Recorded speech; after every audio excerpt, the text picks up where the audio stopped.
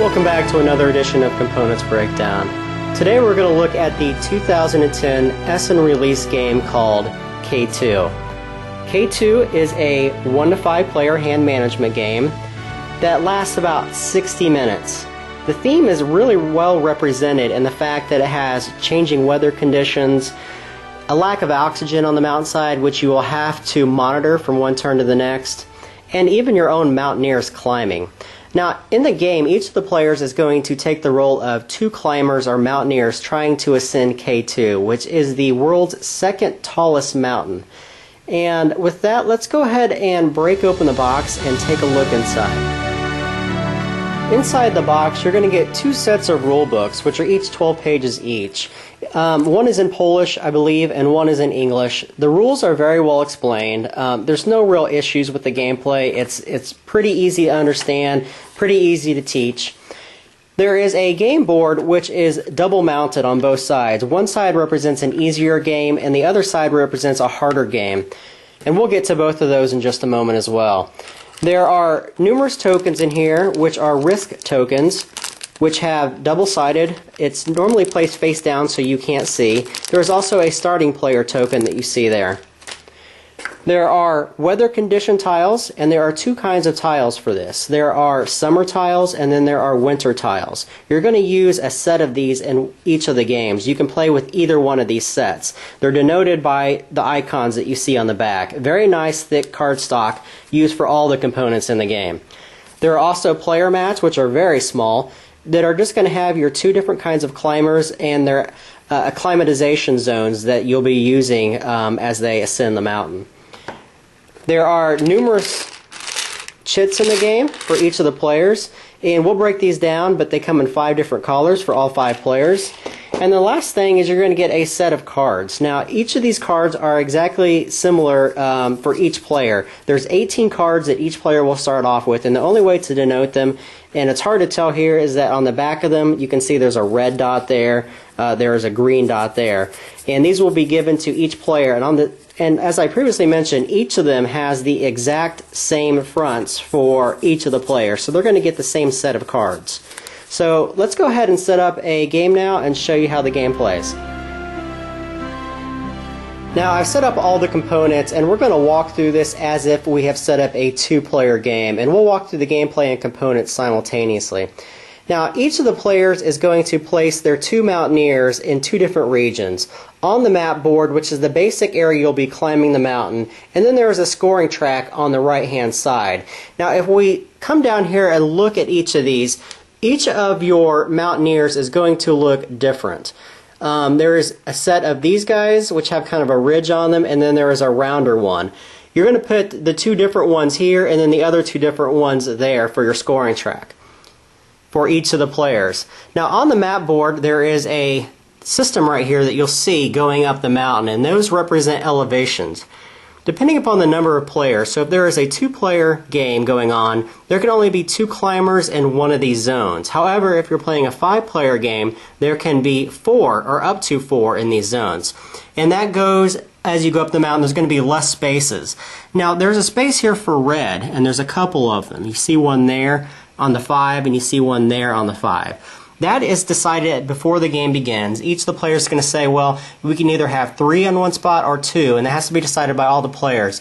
If you only choose 2, it's going to be a harder game. If you allow 3, it's going to be an easier game for everybody. And there's a lot of those decisions in the game.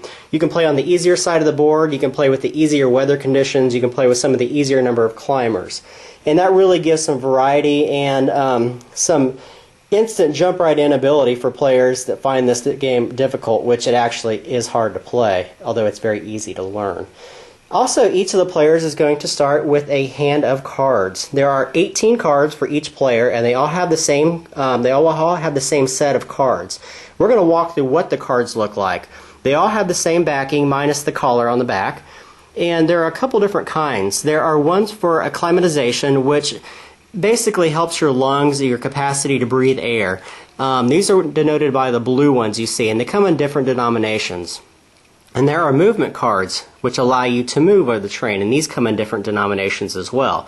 And the other type of movement are the up and down ropes. If you move up a rope, you can move 1. However, if you move down, you can move 2. And there's all kinds of different card values in your decks. See, right there is a 3 movement. Also, each of the players is going to start with one of these, which represent one of their 2 different climbers. If I can zoom in here without any kind of blur, you're going to see the rounded edge climber and the guy with kind of the ridges on him. Each player is going to start on 1 on their acclimatization, and each player is going to start off with one of their 2 different tents. And these can be placed on the board as the game progresses. Now, there is an additional card that can be used, and this is in a variant that allows you to rescue a climber if they're about to die. Again, that makes the game easier for people that find it difficult. However, if you choose not to, none of the players will have to use that. Over at the top of the board, you're going to have the weather conditions. And I have started with the summer conditions, which makes, again, the game a little bit easier for players to start off with. Now, you're going to be playing 18 rounds, or 18 days, in which you have to ascend the mountaintop. That's very hard to do, and it's hard to stay alive. And the way this works is this little marker will move from turn to turn, depicting how many days along you are. Once you get to the end, it simply rotates and a new one comes up. Now, on these weather conditions, they take place during the acclimatization part of the game, and they each have different effects. For instance, if your black marker is here, this one has no effect. However, if you're here, if you're in the range of 7,000 to 8,000 feet, you will suffer 1 acclimatization point. And all of them have different ranges upon which they're going to affect different players. If you notice this first one here, they're going to be affected from the 6,000 to the 7,000 range. On the game board, all of the ranges are denoted by these numbering systems here. The last thing we're going to talk about is the actual board. Looking on here, each player is going to start down at the base camp, and you're going to be moving from point to point, trying to ascend the mountain, either going up and down or finding different avenues of which to move up the mountain. Players can block off areas, obviously, because there can only be so many people in a specific spot at one time. However, you can move through a spot and not stop there. A couple different things to note. If it has nothing in it, it simply means it costs 1 movement point to move into this area.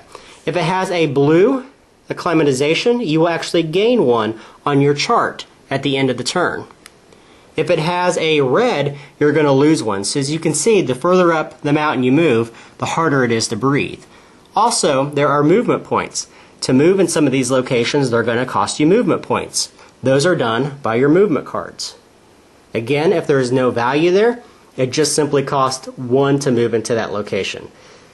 The victory points are actually quite unique. When a mountaineer or a climber moves above a threshold, they will actually move the guy on the right-hand side up to a new point. As you can see, this one is only worth 1 victory point, then 2, then up to 3, 4, 5, 6, 7, and 10. Once you move up to a specific point with one of your mountaineers, you will move this other one that corresponds to that area. If you should ever move below that, you would still keep that highest point because that's the highest point of the mountain that you have reached. Very cool scoring system. I really like the way that works. So now let's go ahead and start explaining the gameplay and how a turn system works. As I previously mentioned, I've set up a 2-player game, and we're going to walk through the gameplay quite quickly here, so hopefully everyone can stay with me. At the beginning of the game, each player is going to be given a deck of cards, and they're all the same cards for all the players. There's 18 cards in each deck, and they're going to shuffle those decks thoroughly. Then they're going to be drawing 6 cards off the top of the deck and laying them face first in front of them. The players are going to start with each of their climbers at 1 acclimatization. One player is going to start with the start player token, and 3 of the risk tokens that you see here will be turned face up. They have different denominations ranging from 0 to 2. Simultaneously, on the very first turn of the game, each of the players is going to pick 3 of those 6 cards in their hand, and then they're going to place them face down in front of them. Now, for gameplay purposes, I have placed the cards face up so everyone can see what each of these 2 players picked. You will then add up the movement points for each of the cards that the players revealed simultaneously. For instance, this guy has 2 movement and 3 acclimatization cards. This person chose 6 movement. The person in the game for each round that chose the highest number of movement is obviously going to take the most risk trying to move up the mountain quickly. So they're going to have to take one of these 3 risk tokens. Obviously they're going to want to take the 0, but for just gameplay purposes, let's take the 1 to show you how this works, how risk will work. The second part of the phase is obviously taking the risk. The third part of the phase is doing the actions of each of the players. Now, each of the players will not work simultaneously here. They'll work in turn order. So the first player will go and then clockwise around the board. During their turn, they're allowed to do a couple different actions. They're allowed to move one of their climbers up to 2 spaces. This cannot be split between the 2 climbers. Or they can do some acclimatization to their climbers. And they can split these up. They can put 2 on one, or 1 on the other, or 3 on one. If they are to move spaces, they simply take their marker, as you see here, and they choose to move them 2 spaces. So 1, 2. And that's simply moving. As I said previously, if there's no counter in there for movement, it's simply 1 to move onto that spot. And then they would choose to move up their acclimatization that many points. So they can move up one of them 2 spots and the other one 1 spot. And that would be the end of their turn. Looking over at the yellow player, they're allowed to move 6 spots. So they can break that up, 3 on one and 3 on other, and however which way they want to do. Again, you cannot break up one card, though, between 2 different climbers. So let's say, hypothetically speaking, they moved them on the board, as you see there.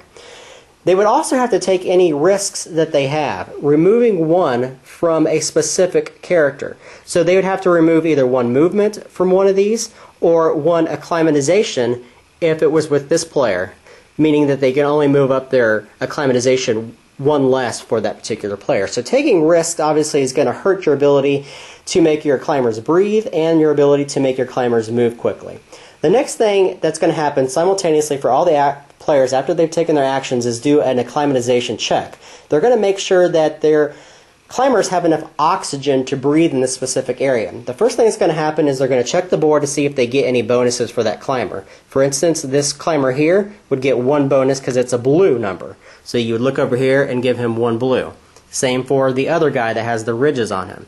And that's done around the board. The next thing that happens is you do weather checks. For anybody in the weather that you see here that's between 6,000 and 7,000 feet is going to take 1 negative acclimatization. So every player is going to lose 1 acclimatization if they're in that range on the mountain. Now, if you ever drop below 1, which actually is 0, your climber will die.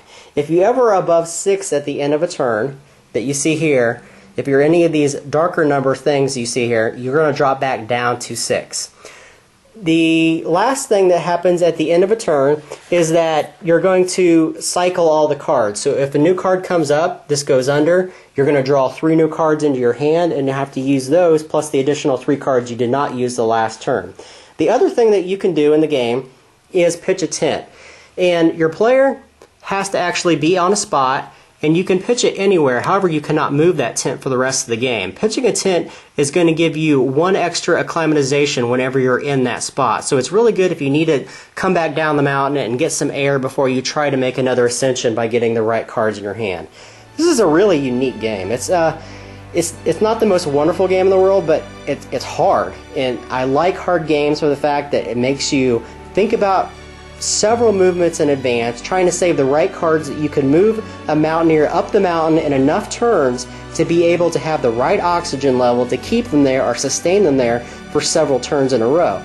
Now, mind you, this is not really a game about getting to the mountaintop first, which it actually helps if you do, but it's about staying alive too. If you ever lose your mountaineer, your guy dies and you only get 1 victory point for them. So trying to stay alive at the highest point you can will earn you higher number of victory points, and especially keeping both of them alive at a higher altitude will be the best way to win. Really great game, really unique game. Haven't played anything quite like it before, and I hope it does well because I can see some really great expansions with some other mountainsides in this genre. So that's K2, and thanks for watching.